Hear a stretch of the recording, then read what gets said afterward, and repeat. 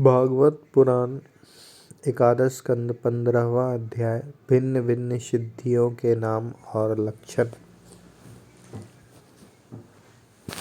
भागवत पुराण एकादश स्कंद 15वां अध्याय भिन्न भिन्न सिद्धियों के नाम और लक्षण।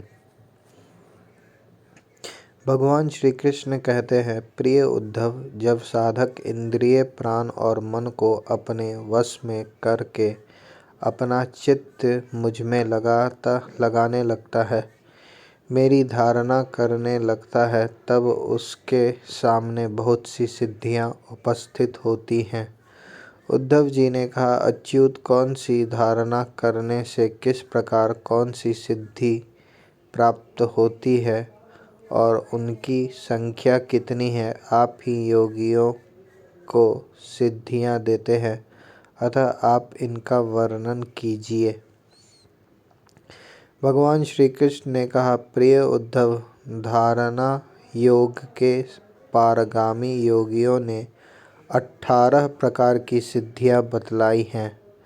उनमें 8 सिद्धियां तो प्रधान रूप से मुझ में ही रहती हैं और दूसरों में न्यून तथा 10 सत्वगुण के विकास से भी मिल जाती हैं।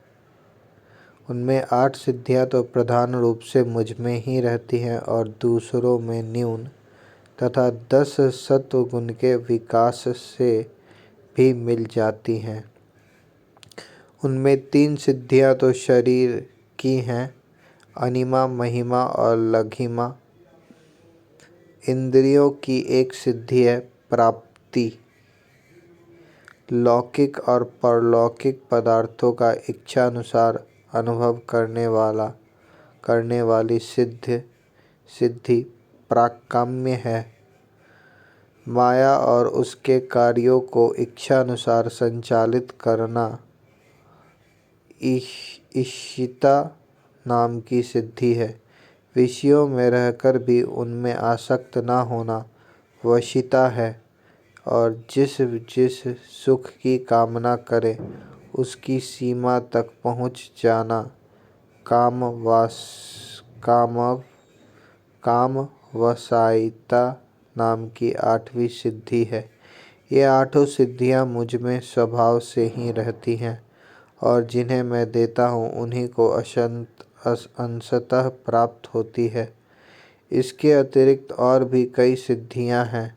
शरीर में भूख प्यास आदि वेगों का ना होना, बहुत दूर की वस्तु देख लेना और बहुत दूर की बात सुन लेना, मन के साथ ही शरीर का उस स्थान पर पहुंच जाना जो इच्छा हो वही रूप बना लेना, दूसरे शरीर में प्रवेश करना, जब इच्छा हो तभी शरीर छोड़ना, अप्सराओं के साथ होने वाली देव क्रीड़ा का दर्शन, संकल्प की सिद्धि, सब जगह सबके द्वारा बिना नच के आज्ञा पालन, ये 10 सिद्धियां सत्वगुण के विशेष विकास से होती है। भूत भविष्य और वर्तमान की बातें जान लेना, शीत उष्ण सुख दुख और राग द्वेष आदि द्वंद्वों के वश में न होना, दूसरों के मन आदि की बात जान लेना, अग्नि सूर्य जल विष आदि की शक्तियों को स्तंभित कर देना और किसी से भी पराजित न होना, ये 5 सिद्धियां भी योगियों को प्राप्त होती है। प्रिय उद्धव, योग धारणा करने से जो सिद्धियां प्राप्त होती हैं उनका मैंने नाम निर्देश के साथ वर्णन कर दिया। अब किस धारणा से कौन सी सिद्धि कैसे प्राप्त होती है यह बतलाता हूँ, सुनो। प्रिय उद्धव, पंचभूतों की सूक्ष्मतम मात्राएं मेरी ही शरीर हैं। जो साधक केवल मेरी उसी शरीर की उपासना करते हैं और अपने मन को तदाकार बनाकर उसी में लगा देता है, अर्थात मेरे तन्मात्रक शरीर के अतिरिक्त और किसी भी वस्तु का चिंतन नहीं करता, उसे अनिमा नाम की सिद्धि अर्थात पत्थर की चट्टान आदि में भी प्रवेश करने की शक्ति अनुता प्राप्त हो जाती है। महत्तत्व के रूप में भी मैं ही प्रकाशित हो रहा हूँ और उस रूप में समस्त व्यवहारिक ज्ञानों का केंद्र हूँ। जो मेरे उस रूप में अपने मन को महत्त्वकार करके तन्मय कर देता है, उसे महिमा नाम की सिद्धि प्राप्त होती है। और इस प्रकार आकाशादि पंचभूतों में जो मेरे ही शरीर हैं, अलग अलग मन लगाने से उनकी महत्ता प्राप्त हो जाती है। यह भी महिमा सिद्धि के ही अंतर्गत है। जो योगी वायु आदि 4 भूतों के परमाणुओं को मेरा ही रूप समझकर चित्त को तदाकार कर देता है, उसे लघिमा सिद्धि प्राप्त हो जाती है। उसे परमाणु रूप काल के पृथ्वी आदि के परमाणुओं में गुरुत्व विद्यमान रहता है। इसी से उसका भी निषेध करने के लिए काल के परमाणु की समानता बताई है। उसे परमाणु रूप काल के समान सूक्ष्म वस्तु बनने का सामर्थ्य प्राप्त हो जाता है। जो सात्विक अहंकार को मेरा स्वरूप समझकर मेरे उसी रूप में चित्त की धारणा करता है, वह समस्त इंद्रियों का अधिष्ठाता हो जाता है। मेरा चिंतन करने वाला भक्त इस प्रकार प्राप्ति नाम की सिद्धि प्राप्त कर लेता है। जो पुरुष मुझ महत्तत्वाभिमानी शूद्रात्मा में अपना चित्त स्थिर करता है, उसे मुझ अव्यक्त जन्मा शूद्रात्मा की प्राकाम्य नाम की सिद्धि प्राप्त होती है, जिससे इच्छानुसार सभी भोग प्राप्त हो जाते हैं। जो त्रिगुणमयी माया के स्वामी मेरे काल स्वरूप विश्व रूप की धारणा करता है, वह शरीरों और जीवों को अपने इच्छानुसार प्रेरित करने की सामर्थ्य प्राप्त कर लेता है। इस सिद्धि का नाम ईशित्व है। जो योगी मेरे नारायण स्वरूप में, जिसे तुरीय और भगवान भी कहते हैं, मन को लगा देता है, मेरे स्वाभाविक गुण उनमें प्रकट होने लगते हैं और उसे वशीता नाम की सिद्धि प्राप्त हो जाती है। निर्गुण ब्रह्म भी मैं ही हूँ। जो अपना निर्मल मन मेरे इस ब्रह्म स्वरूप में स्थित कर लेता है, उसे परमानंद स्वरूपिणी काम वसयिता नाम की सिद्धि प्राप्त होती है। इसके मिलने पर उसकी सारी कामनाएं पूर्ण हो जाती है, समाप्त हो जाती है। प्रिय उद्धव, मेरा वह रूप जो श्वेत द्वीप का स्वामी है, अत्यंत शुद्ध और धर्ममय है। जो उसकी धारणा करता है, वह भूख प्यास जन्म मृत्यु और शोक मोह इन 6 उर्मियों से मुक्त हो जाता है और उसे शुद्ध स्वरूप की प्राप्ति होती है। मैं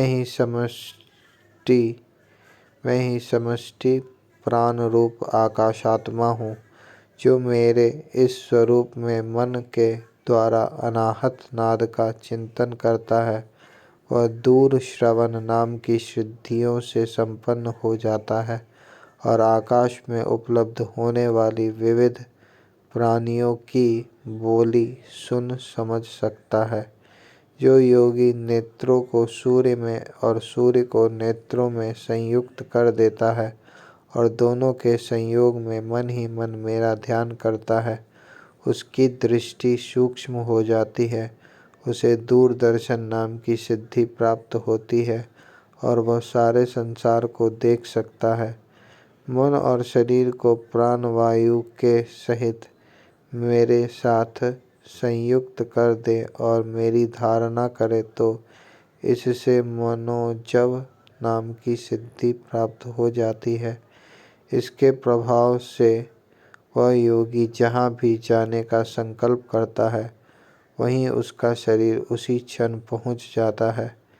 जिस समय योगी मन को उपादान कारण बनाकर किसी देवता आदि का रूप धारण करना चाहता है तो वह अपने मन के अनुकूल वैसा ही रूप धारण कर लेता है।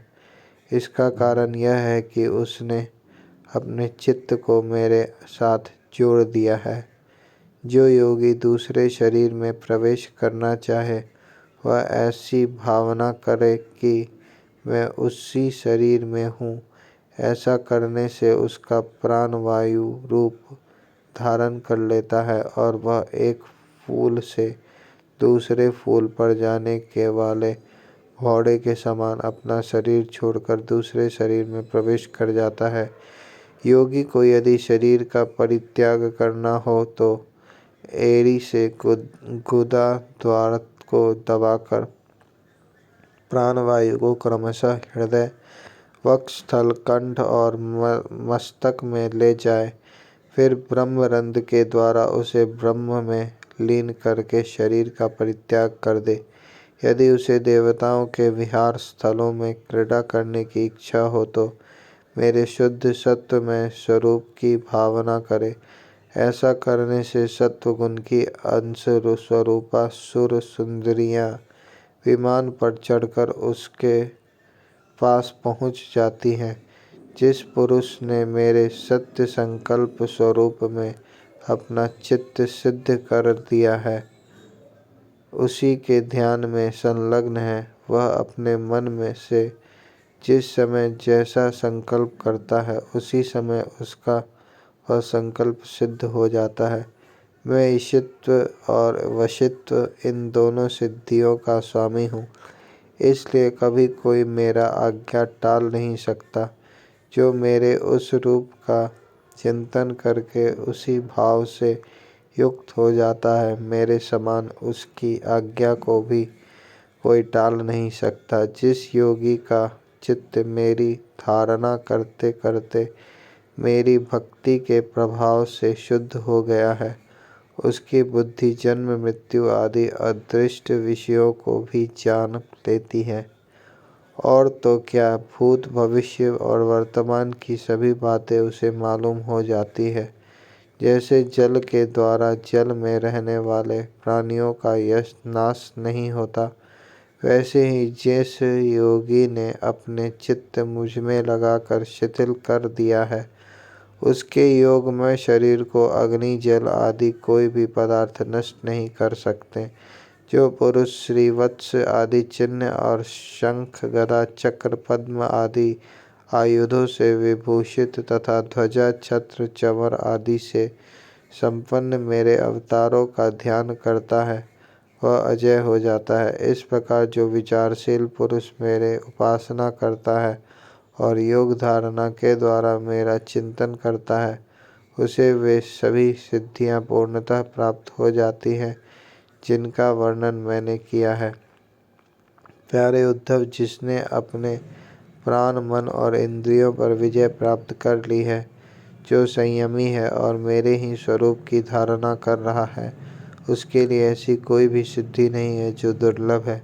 उसे तो सभी सिद्धियां प्राप्त ही हैं, परंतु श्रेष्ठ पुरुष कहते हैं कि जो लोग भक्ति योग अथवा ज्ञान योग आदि उत्तम योगों का अभ्यास कर रहे हैं, जो मुझसे एक हो रहे हैं, उनके लिए इन सिद्धियों का प्राप्त होना एक विघ्न ही है, क्योंकि इनके कारण व्यर्थ ही उनके समय का दुरुपयोग होता है। जगत में जन्म,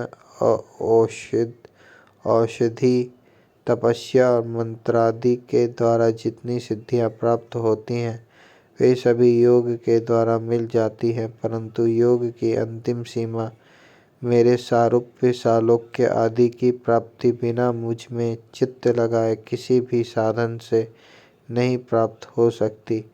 ब्रह्मवादियों ने बहुत सी साधन बतलाए हैं, योग, सांख्य और धर्म आदि। उनका एवं समस्त सिद्धियों का एकमात्र मैं ही हेतु, स्वामी और प्रभु हूँ। जैसे स्थूल पंचभूतों में बाहर भीतर सर्वत्र सूक्ष्म पंच महाभूत ही हैं, सूक्ष्म भूतों के अतिरिक्त स्थूल भूतों की कोई सत्ता ही नहीं है, वैसे ही मैं समस्त प्राणियों के भीतर दृष्टा रूप से और बाहर दृश्य रूप से स्थित हूँ।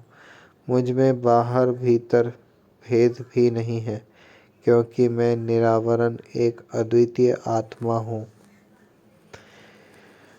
जैसे स्थूल पंचभूतों में बाहर भीतर सर्वत्र सूक्ष्म पंचभूत ही है, सूक्ष्म भूतों के अतिरिक्त स्थूल भूतों की कोई सत्ता ही नहीं है, वैसे ही मैं समस्त प्राणियों के भीतर दृष्टा रूप से और बाहर दृश्य रूप से स्थित हूँ।